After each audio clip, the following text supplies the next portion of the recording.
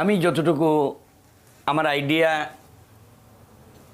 আমার অভিজ্ঞতা দিয়ে বলি, সালমান শাহর তৎকালীন সময় সেলফোনটা কই। আমি যেটা আইডিয়া করছি যে সে আমাকে বাথরুম থেকে ফোন করছে, করে বলছে যে মামা আমি ডিভোর্স পেপারে সাইন করবো, সকালে আমি চলে আসতেছি। এইটা তার বউ হয়তো বাথরুমের থেকে বাইরের থেকে শুনে ফেলছে। বাথরুম থেকে বের হওয়ার পরে ঝগড়াঝাটি লাগছে, লাগার পরে কিন্তু ওই টেলিফোন মনে হয় স্বামীরা মনে হয় ডিল দিয়ে ভেঙে ফেলছে, বুঝছেন। এই টেলিফোনটা আজ পর্যন্ত পাওয়া যায় না। এটা কি পাওয়ার, আমরা খুঁজে বের করবো না পুলিশ?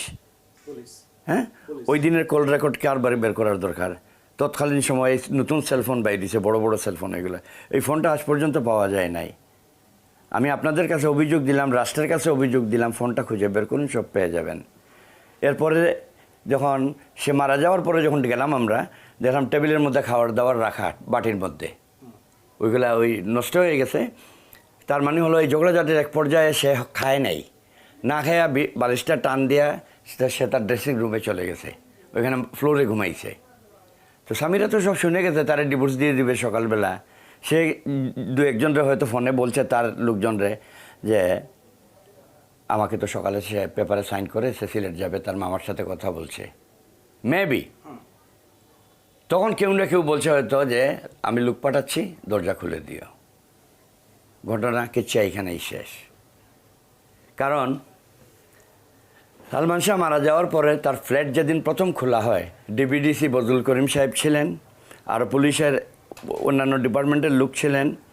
প্রথমে রশিটা মাপা হলো আমার সামনেই। দেখা গেল যে সালমান শাহ যতটুকু লম্বা, আর যেখানে কাটা হয়েছে গলার ফাঁসির দাগ, সালমান শাহর পা এসে মাটিতে লেগে যায়। এই ছবিগুলো এখনও আছে আমাদের কাছে এবং কোর্টেও আছে। জানলার পর্দা ছিঁড়া এবং গ্লাসের মধ্যে, জানলার গ্লাসের মধ্যে অনেক অসংখ্য আঙ্গুলের ছাপ, এগুলো ফিঙ্গারপ্রিন্টের ছবি নেওয়া হয়েছে। বাথরুমে পাওয়া গেছে এক সুটকেস লক করা ভিজা কাপড়। এইগুলার রহস্য কী? ফ্লোরে পাওয়া গেছে ডানহিল সিগারেটের আপনার টুকরা ফালানো। কোনো ভদ্রলোক সিগারেট খাইলে তার ঘরে ফেলবে? কে ফেললো এইটা? এবং এই সিগারেট তো সালমান শাহ খাইতো না। তো এইগুলার রহস্য কে বের করবে?